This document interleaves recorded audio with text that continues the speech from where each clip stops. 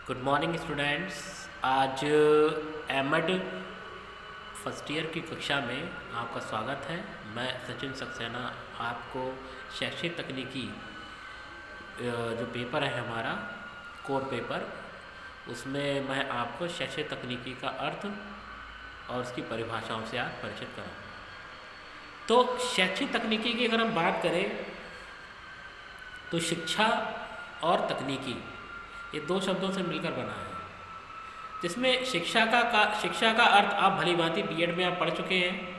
तकनीकी का भी आपने अर्थ बीएड में पढ़ा होगा, जिसमें आपने जाना कि मनुष्य के अंदर छिपी हुई अंतः शक्तियों को बाहर निकालने का काम ही शिक्षा का है। शिक्षा का संयोजन आपने ये भी पढ़ा है कि दो शब्दों से मिलकर बना है, ई प्लस ड्यूको, जहाँ ई का अर्थ जो है आई लीव से है और ड्यूको का अर्थ उसके सोल से है, अर्थात to raise up, to grow up यानी पोषित करना, वो हमारा शिक्षा है। तो शिक्षा शब्द आपने ये भी पढ़ा है कि लैटिन भाषा के एजुकेटम और एजुसेयर शब्द से मिलकर बना है, जिसका अर्थ भी पोषित करना ही है।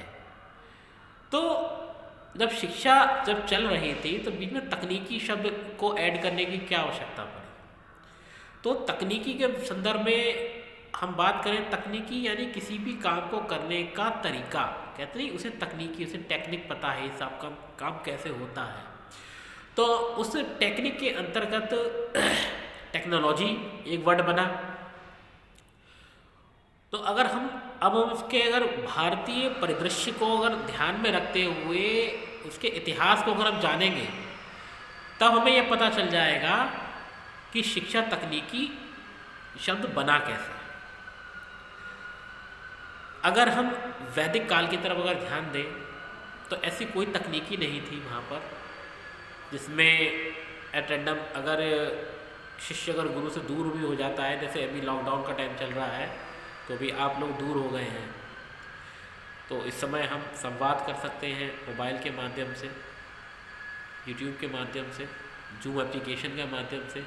लेकिन उस समय ऐसी कोई तकनीकी नहीं थी। तब क्या होता था, तो ऐसी कंडीशन में उस समय जो व्याख्यान दिए जाते थे वो ओरली दिए जाते थे, क्योंकि लिखने की भी प्रारंभ में कुछ था नहीं। तो गुरु जो है वो बोलकर श्लोक का उच्चारण करते थे और शिष्य उस श्लोक को सुनकर उसका मनन करता था, उसको आत्मसात करने का प्रयास करता था। गुरु उसका अर्थ बताते थे उस श्लोक का, उस श्लोक को अर्थ को समझकर उसको आत्मसात कर लिया। कभी कभी ऐसी भी कंडीशन आती थी कि किसी की स्मरण शक्ति अच्छी नहीं है तो वो भूल जाता था, तो उस चीज़ को वो रटते थे, यानी रटत प्रणाली उस समय थी।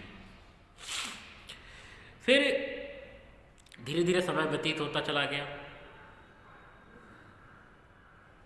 बौद्धकालीन आगे शिक्षा आ गई। उस समय भी तकनीकी ऐसी कोई आई नहीं थी, तो उस समय चीज़ें रिटन फॉर्म में मिलने लगी हमें। वैदिक काल में भी चीज़ें रिटन में मिली, हमारे वेद हैं, पुराण हैं, सब उसी टाइम की ही बात है। लेकिन जो अभी तो मैंने आपसे जो बात करी थी वो बहुत पहले की थी, जब शुरुआत हुई थी। फिर बाद में रिटन लिखने का चलन शुरू हो गया, तो ताड़ के पत्तों पर या केले के पत्ते पर लिखना शुरू हो गया। हमारे वेद जो हैं वो जो है पत्ते पर ही लिखे गए हैं, अलग से कोई कागज़ उन्हें प्रोवाइड नहीं किया गया। फिर इसके बाद बौद्धकालीन शिक्षा आ गई, तो उस बौद्धकालीन शिक्षा के अंतर्गत अब चीज़ें रिटन फॉर्म में मिलने लगी। इसमें आपने पढ़ा होगा हुएनसांग, फाहियान, इससे आज सभी चीनी यात्री जो हैं वो हमारे देश में आए। ठीक, उनमें जो हुएनसांग था उन्होंने नालंदा विश्वविद्यालय में आकर उन्होंने अध्ययन भी किया था और हमारे यहाँ का ज्ञान लिपिबद्ध करके अपनी चीनी भाषा में लिखकर चले गए। एक बख्तियार आए, बख्तियार खिलजी, उन्होंने नालंदा विश्वविद्यालय में आग लगवा दी और जो हमारा ज्ञान था वो सब जलकर राख हो गए। तो उस समय जो किताबें जो रिटन फॉर्म में मिलती थी वही उस समय की तकनीकी है। उसके बाद मुस्लिम काल आ गया। मुस्लिम काल में शिक्षा जो है वो अरबी और फारसी भाषा में दी जाने लगी, और तकनीकी की अगर हम बात करेंगे तो चीज़ें याद करवाना, गलती होने पर दंड देना, और गुरु जो बौद्ध काल में भिक्षु कहलाए अब वो उस्ताद कहलाने लगे। इसके बाद जब शिष्य यानी शागिर्द चीज़ें याद करते थे, भूल जाते तो उन्हें पनिशमेंट के तौर पे उन्हें मुर्गा बनाया जाता था, है ना, पनिश किया जाता था उन्हें। उसके बाद अंग्रेज आ गए। जब अंग्रेज आए तो उसी में आपने एक नाम सुना होगा, चार्ल्स बेबेज, जिन्हें कंप्यूटर का जनक कहा जाता है, पितामह, father of the computer, Charles Babbage. तो उन्होंने संगणक की एक कॉन्सेप्ट दिया, संगणक का। संगणक का कॉन्सेप्ट आ गया, इनपुट, प्रोसेस, आउटपुट, ये सब चीज़ें अब कंप्यूटर में ऐड हो गई। कंप्यूटर शब्द मतलब कंप्यूटर आया, कंप्यूटर का अर्थ ही वही है, गणना करना ही है। उसके बाद दिन पे दिन जैसे जैसे विज्ञान ने तरक्की करी, और आज हमारे सामने जो ज्वलित रूप है वो शिक्षा तकनीकी का। अब क्या हुआ, जब विद्यालयों में चल रही थी तो शिक्षा में तकनीकी लाने की क्या औचित्य पड़ गया। क्योंकि आपने जब ध्यान दिया होगा कि देश की तरक्की इसी बात में निहित है कि हम आज के समय में कितना अवेयर है। क्योंकि एक देश से दूसरे देश को कांटेक्ट करने के लिए या तो पहले वही चिट्ठियाँ लिखी जाती थी, चिट्ठियाँ गई, टाइम आने में भी टाइम लगा, कितने टाइम में आ रही है। कभी कभी ऐसा होता था तो चिट्ठी बेचने वाला गया, वही लौट कर नहीं आया। कई ऐसे केसेस आ जाते थे। कहते हैं आवश्यकता ही आविष्कार की जननी होती है। तो उन्हीं आवश्यकताओं को ध्यान में रखते हुए ईमेल आए। पहले ईमेल कैसे जाते थे, डाकिया लेके जाता था, कबूतर मैसेज बांध दिया, वो चला गया उड़ के, उनको ट्रेनिंग दी जाती थी, स्पेशल कबूतर होते थे। तो वो टेक्नोलॉजी थी उस टाइम की। आज की टेक्नोलॉजी क्या करती है, ईमेल। मैसेज जो भेजना है टाइप किया, ईमेल नंबर डाला और चला गया, उधर से तुरंत रिप्लाई भी आ गया। इतना काम में कितना लगा, इंटरनेट की स्पीड अच्छी होगी तो 1 मिनट 1.5 मिनट। फिर उसको शिक्षा में जोड़ने का क्या मतलब बना भाई, क्योंकि अगर टेक्नोलॉजी की जानकारी देनी है तो सबसे अच्छा माध्यम है विद्यालय, क्योंकि विद्यालय को समाज की लघु इकाई माना जाता है। और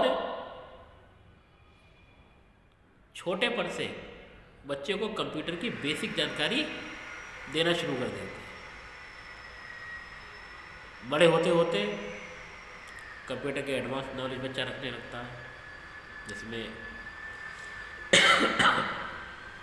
इसमें ईमेल और आपका लैंग्वेजेस है, जैसे C++ है, जावा है, और भी नई नई जो आ रही हैं, पाइथन, लाइट टाइप। फिर शिक्षक को जब विद्यार्थियों को पढ़ाएगा तो ज़्यादा से ज़्यादा विद्यार्थियों से 10 कदम आगे रहना है। तब ऐसी कंडीशन में क्या करा कि शिक्षक को अब कंप्यूटर की जानकारी हासिल करने के लिए उसे पहले प्रशिक्षित होना पड़ा। प्रशिक्षित होने के बाद फिर वो अब ऑनलाइन माध्यम से शिक्षण कार्य कर रहे हैं। तो ऐसे में जिन शिक्षकों को ऑनलाइन प्रशिक्षण की जानकारी नहीं है तो उन लोगों के साथ काफ़ी दिक्कतें आती हैं कि वो आज के वर्तमान समय के साथ तालमेल नहीं बैठा पाते। तो इसीलिए इन्हीं आवश्यकताओं को ध्यान में रखते हुए NCTE ने जो शिक्षा तकनीकी जो विषय है वो आपके पाठ्यक्रम में डाला है। तो शिक्षा तकनीकी का के अर्थ के संदर्भ में अगर हम बात करें कि शिक्षा तकनीकी है क्या, तो शैक्षिक तकनीकी क्या है कि शिक्षण एवं प्रशिक्षण के उद्देश्यों को ध्यान में रखते हुए समुचित रूप से उनके अभिकल्पित अनुदेशन मतलब इंस्ट्रक्शन प्रोग्राम की उन परिस्थितियों को प्रदान करने से संबंधित है जो अनुदेशन के सर्वोत्तम रूप को जन्म देती है। कि बेस्ट से बेस्ट करना है हमें, तो बेस्ट करने के लिए बेस्ट बनना पड़ेगा। एक और महोदय हैं हमारे SS कुलकर्णी जी, उन्होंने कहा है कि शैक्षिक तकनीकी को शिक्षा प्रक्रिया में प्रयोग किए जाने वाले वैज्ञानिक और तकनीकी सिद्धांतों एवं नवीनतम खोजों में परिभाषित किया जा सकता है। क्या मतलब है भाई इस बात का कि शिक्षा की प्रक्रिया क्या है? शिक्षा आपका ट्राइपोलर है, इसमें शिक्षक और शिक्षार्थी दोनों इंटरकनेक्ट रहते हैं वाया सिलेबस, जो कंटेंट है हमारा पाठ्यक्रम, उसी आधार पर। तो केनेथ और रिचमंड एक और रहे हैं, उन्होंने कहा है कि शैक्षिक तकनीकी शिक्षण एवं प्रशिक्षण के उद्देश्यों को ध्यान में रखते हुए अधिगम स्रोतों के संगठन हेतु एक अनुशासित और व्यवस्थित उपागम के रूप में सामने आते हैं।